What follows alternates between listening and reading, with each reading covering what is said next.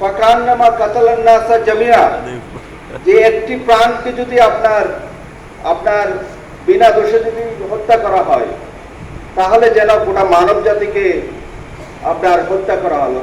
এর চেয়ে চরম ঘোষণা কে দিতে পারবে? আল্লাহ সেই ঘোষণা দিয়েছে। আমাদের আলেমরা এবং শিক্ষকদেরকে এই বিষয়গুলোর প্রতি বিশেষভাবে নজর দেওয়া উচিত। সম্মানিত আলেমগণ আছেন, আপনারা বলবেন যে কোরআনে আরো বলছে যে ওয়ালা তুফসিদু ফিল আরদ, যে তোমরা ফাসাদ তৈরি করিও না। এগুলো আমাদের বলতে হবে এবং কোরআনকে, পুরো কোরআনকেই আপনার বর্ণনা করতে হবে। সেখানে ইউসুফ জুলাইখার কাহিনী আছে, সেখানে সূরা কাহফের বর্ণনা আছে, সেখানে সুফিজমের বর্ণনা আছে। ওই যারা স্বার্থান্বেষী একটা গোষ্ঠী, তারা কিন্তু ওই আয়াতগুলোর কথা বলে না, কোরআনের ওই কথাগুলো বলে না। আমাদের এখানে যেটা সমস্যা হয়েছে যে আমরা নিজেদেরকে নিজেরা বুঝি না। আমরা মিডল ইস্টে আপনার সালাফি এবং যারা আপনার ইবনে তাইমিয়া, তাদের লিটারেচারগুলো আমরা এখানে নিয়ে এসে আমরা চর্চা করতে শুরু করে দিয়েছি।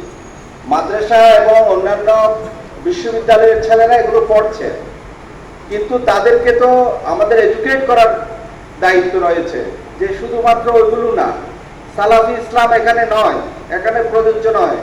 এখানে ইসলামের এখানে পূর্ণাঙ্গ যে সুবিবাদী ইসলাম, সেটাকে প্রচার করাতে হবে।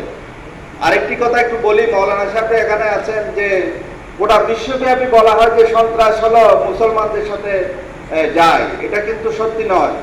এই সন্ত্রাসবাদ বিভিন্ন দেশে বিভিন্নভাবে করেছে। খ্রিস্টানদের আপনার টেরোরিজম ছিল, ইহুদিদের টেরোরিজম ছিল, সবগুলোই আপনার ডেসপিকেবল, সবগুলোই ঘৃণার যোগ্য। তো আমি আপনাদেরকে এইটুকুই আহ্বান জানাবো, সম্মানিত শিক্ষকবৃন্দ এবং সম্মানিত আলেমবৃন্দকে, যে আপনারা কোরআন এবং হাদিসের মূল বর্ণবাণী আপনারা আপনাদের স্টুডেন্টদের মাঝে এবং সমাজে তুলে ধরবেন। আজকে এই অনুষ্ঠানে আমি হাজির হতে পেরে নিজেকে ধন্য মনে করছি এবং আয়োজনকারী আপনার অ্যান্টি টেররিজম ইউনিটকে ধন্যবাদ জানিয়ে আমার বক্তব্য এখানে শেষ করছি।